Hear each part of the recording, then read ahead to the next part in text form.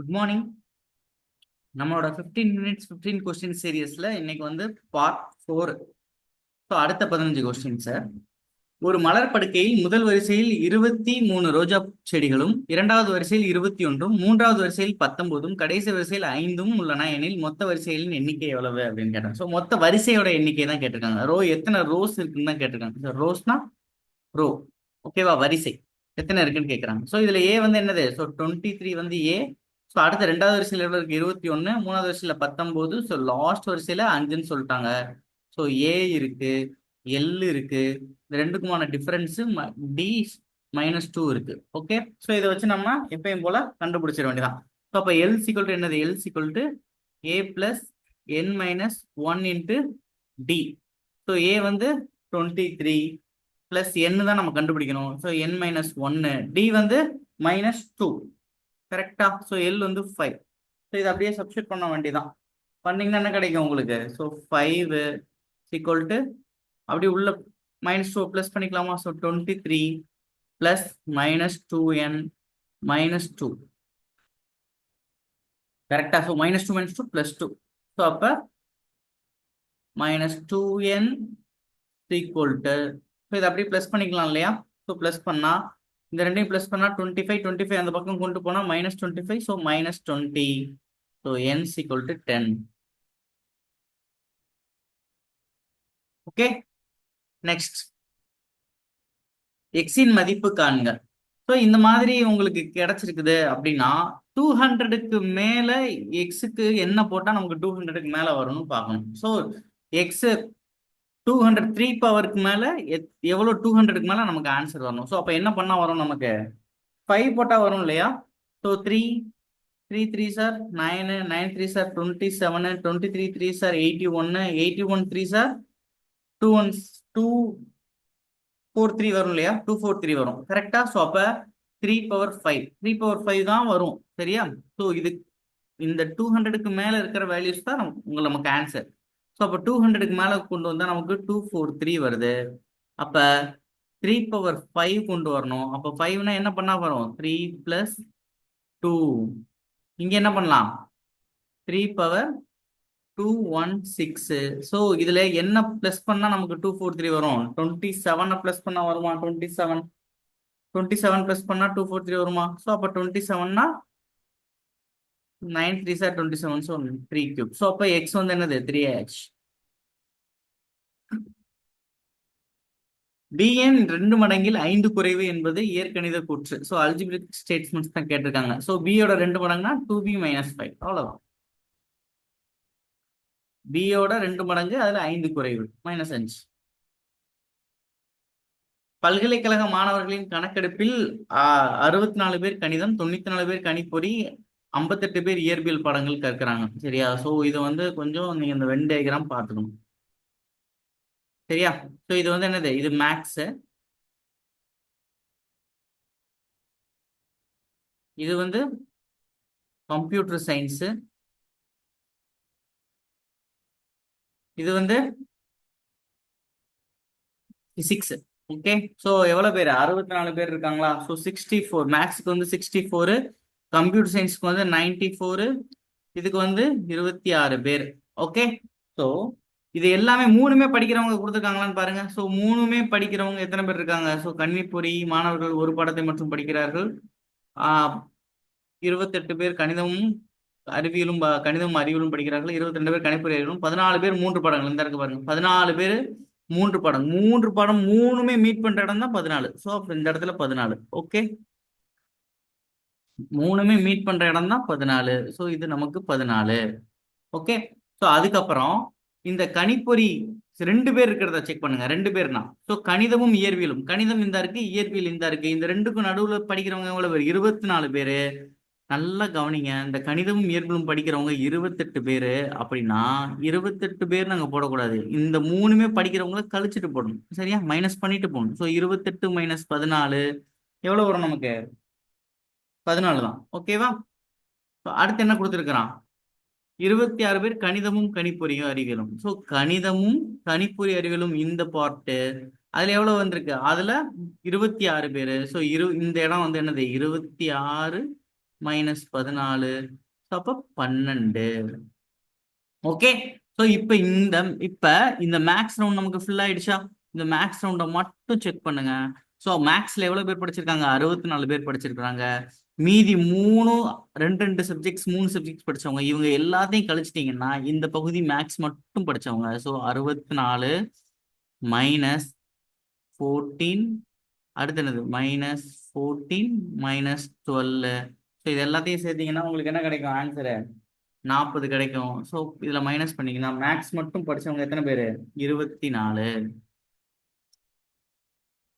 ஓகேவா? ஸோ அதே மாதிரி கம்ப்யூட்டர் சயின்ஸும் பிசிக்ஸும் படிச்சவங்க எத்தனை பேர் இருக்காங்க? கம்ப்யூட்டர் சயின்ஸும் பிசிக்ஸும் படிச்சவங்க 8 பேரு. இந்த மூணையும் கூட்டினீங்கன்னா 20. 20 + 14 34. ஸோ 94 - 34. ஸோ 60 பேர் என்ன கம்ப்யூட்டர் சயின்ஸ் மட்டும் படிச்சிருக்கிறாங்க. ஓகேவா? அடுத்து இந்த 3 14 14 8. ஸோ இந்த மூணையும் கட்டினா 26 மைனஸ் என்ன வரும்? 58. சாரி, நமக்கு 58 இங்க.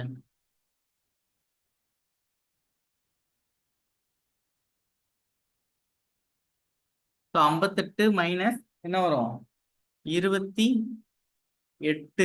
ஸோ 36 வருது. ஸோ 36 வந்தா நமக்கு என்ன வரும்? மேக்ஸ் மட்டும் பிசிக்ஸ் மட்டும் படிச்சவங்க 22. ஸோ ஃபைனலா அவங்க என்ன கேட்டிருக்காங்க? கணக்கெடுப்பில் கலந்து கொண்ட மாணவர்கள் ஒரு பாடத்தை மற்றும் கற்றவர்கள்னா இந்த 24 60 22. ஸோ இது எல்லாத்தையும் கூட்டினீங்கன்னா உங்களுக்கு என்ன வரும்? So 40 46. So 106. 60 + 24 + 22. So final answer வந்து 106. ஓகே.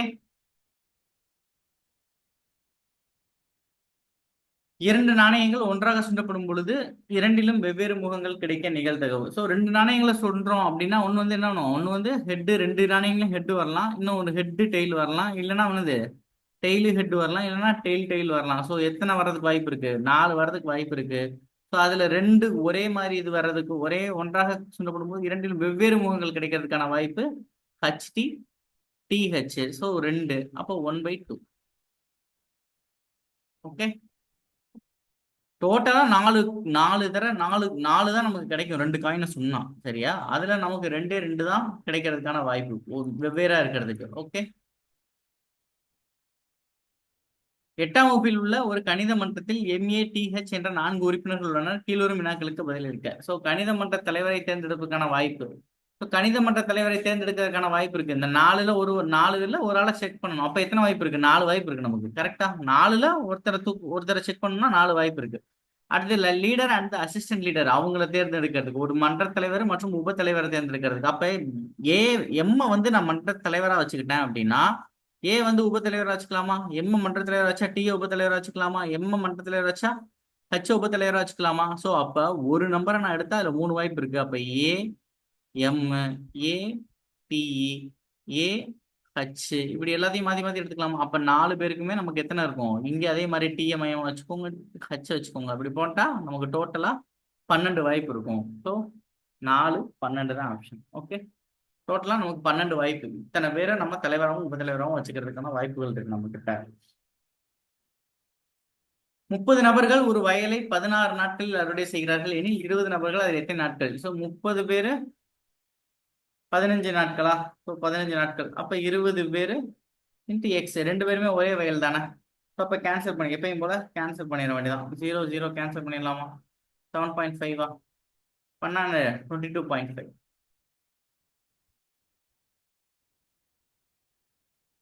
அடுத்து 60 பேர் ஒரு மூட்டையில் 7 நாட்களில் சுற்ற முடியும். அதே வேலையை 42 பேர் எத்தனை நாட்களில் சுற்ற முடியும்? ஸோ பருத்தி மூட்டையை வந்து 7 நாட்கள்ல சுற்ற முடியும். ஸோ அதே ஒரு சேம் ஒர்க்காக தானே இருக்கு. ஸோ அப்ப 60 × 7. ஸோ 60 வந்து என்ன பண்ணிக்கலாம்?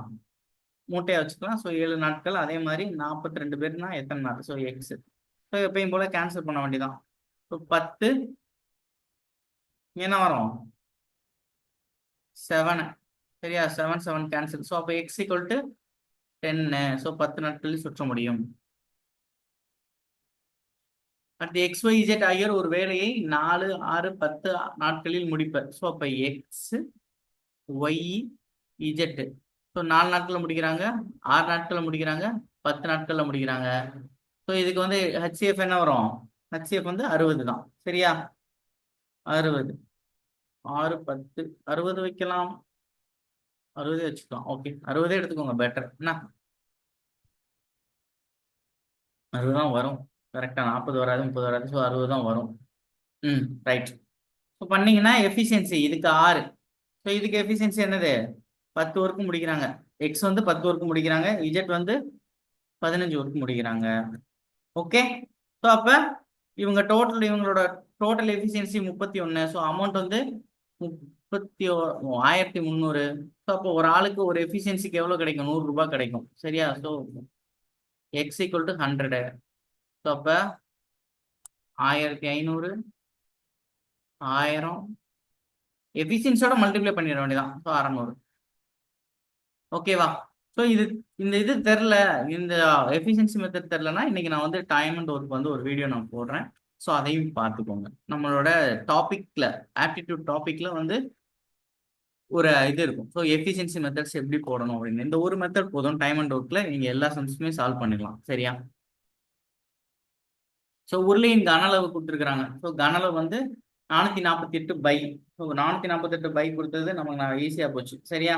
ஸோ அப்போ உருளையின் கன அளவு என்னன்னு கண்டுபிடிச்ச முடியும். So pi r square h equal to 448 pi பையை கேன்சல் பண்ணிடலாமா? பண்ணிடலாம். ஸோ அப்போ ஹச் என்ன கொடுத்துருக்கான்? 7. ஸோ அப்போ r square equal to 448 pi 7. So அப்போ ஆர் ஸ்கொயர் என்ன வரும்? 64 வருமா? ஆர் ஸ்கொயர் வந்து 64. ஸோ ஏன்னா இங்கே 8 இருக்கு, அப்போ 4 வரணும். ஸோ ஸ்கொயர் வேல்யூஸ்ல 4 வர மாதிரி 64 தான் இருக்கு. ஸோ அப்படிதான் கேட்பான் மோஸ்ட்லி, நமக்கு அந்த மாதிரி தான் வரும். ஸோ அப்போ ஆர் ஈக்குவல் டு 8. ஓகேவா? ஸோ எப்படி சொன்னேன் அப்படின்னா இங்கே 8 இருக்கு. ஸோ அப்போ நமக்கு ஆப்ஷன்ஸ்ல வந்து 4 கட்டாயம் இருக்கும். ஏன்னா 7 4 சார் தானே 28 8 வரும். ஸோ அப்போ இதுல ஸ்கொயர் இருக்கப்ப நமக்கு என்னது 4 ஸ்கொயர்ல என்ன வரலாம்? ஸோ 64 தான் வர முடியும், வேற எதுவுமே வர முடியாது. கரெக்டா? ஸோ அப்போ அப்படி நேரம் நம்ம போட்டுக்க வேண்டியதான். ஸோ அது இப்படிதான் இருக்கும். சம் ஆப்டிடியூடுங்கிறது இப்படிதான். ஓகே. ஸோ உங்களுக்கு இந்த மாதிரி டேலி ஆகிற மாதிரி தான் மோஸ்ட்லி எல்லாமே இருக்கும். ஸோ 2 பை ஆர் ஹெச் வேணா போட்டு பாருங்க, கரெக்டாக இருக்கும். ஸோ அப்போ 2 இன்ட்டு கடைசியாக என்ன கேட்டிருக்கோம்? வலைப்பரப்பு கேட்டிருக்கானா? ஸோ அப்போ 2 இன்ட்டு இங்கே ஆன்சர் எல்லாமே பை வச்சிருக்கேன். அப்போ பைக்கு நீங்கள் வேல்யூ போடாதீங்க. So pi 8 into 7. So answer 112 by.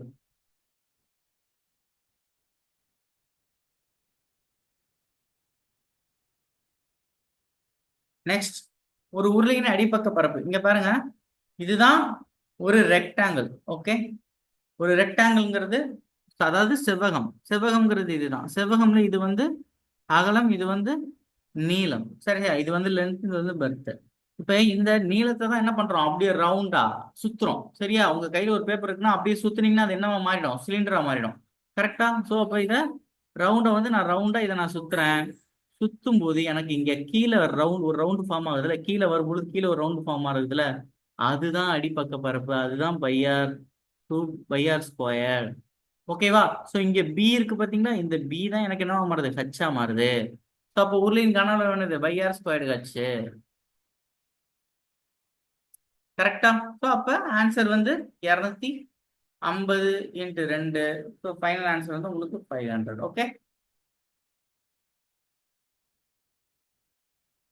ஒரு மரத்தின் தற்போதைய உயரம் வந்து 847 சென்டிமீட்டர். ஸோ ஆண்டுக்கு வந்து 10% வளர்கிறது எனில் 2 ஆண்டுகளுக்கு முன் அதன் உயரம் என்ன? ஸோ பேக்ல கேட்டிருக்காங்க. ஆண்டுக்கு 10% வளருது. ஸோ ஒரு வளருது அப்படி அந்த பாப்புலேஷன்ஸ், ஒரு மரம் வளருது அப்படின்னா இப்போ இந்த ஒரு மரம் 10 மீட்டர் உயரம் இருக்கு. முதல் வருஷம் வந்து அதுல 10% வளருதுன்னா 1% வளரும். திருப்பி 10%னா இந்த 11ல 10%. ஸோ பாப்புலேஷனா இருக்கட்டும், இந்த மரமா இருக்கட்டும், இது எல்லாமே என்னது? கூட்டு வட்டி ஃபார்மட்ல தான் நீங்க பார்க்கணும். ஸோ அப்ப 2 வருஷத்துக்கு எவ்வளவு வளரும்? 121%. சரியா? அந்த 2 வருஷம்னா 21 நான் சொல்லியிருக்கேன். 2-1 ஃபார்மட் அப்படின்னு சொல்லியிருக்கேன். சரியா? அப்ப 2 வருஷம்னா 1-1. ஸோ 121 சென்டிமீட்டர் தான் நமக்கு என்னது? 847. ஸோ இதுக்கான டிஃபரன்ஸ் வந்து 7. பாத்தீங்களா? பார்த்தவொடனே சொல்லிடலாம். So 7 7 sir 1 7 sir 7. அடுத்து 14 4 மீதி 1 18. அப்ப 100%ங்கிறது 700.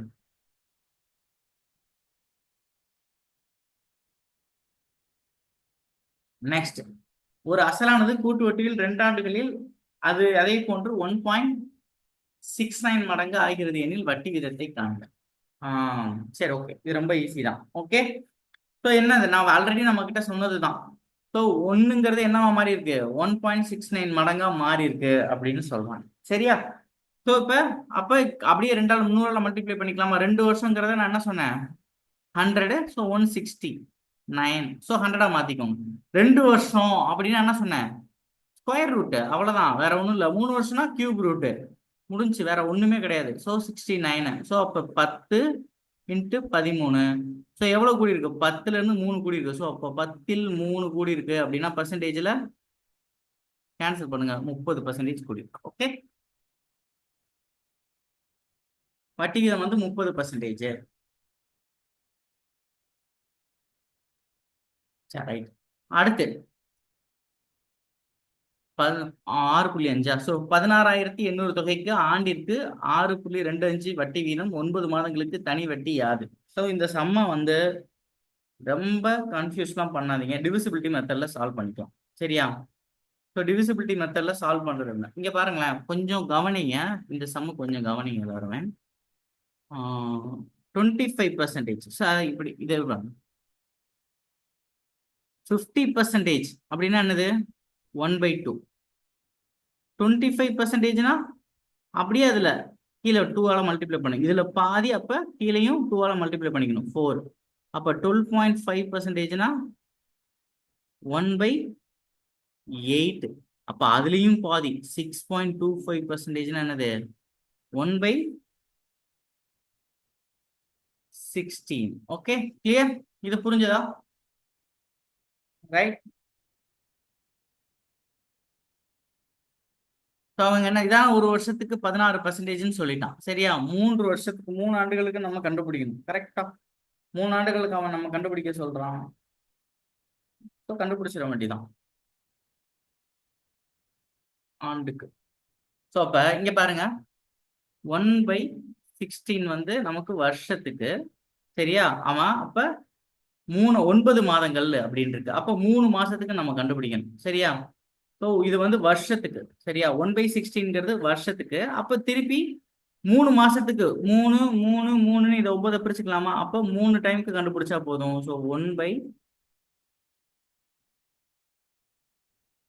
அப்போ 3 மாதத்துக்குன்னா 1/16 × 4. ஏன்னா ஒரு வருஷத்துக்கு 4 மாசம். ஸோ 4 பண்ணா உங்களுக்கு 3 மாசத்துக்கு கிடைச்சிடும். ஸோ அப்போ 1/64. இதெல்லாம் பாருங்க, இது ஒண்ணுமே கிடையாது, நான் சும்மா அப்படியே உங்களுக்கு போட்டுட்டே இருக்கேன். கரெக்டா? 1/64. அடுத்து என்ன சொல்றான், 9 மாதம். ஸோ அப்ப இது வந்து 3 மாதத்துக்கு. அப்போ 9 மாதத்துக்குன்னா 3/64.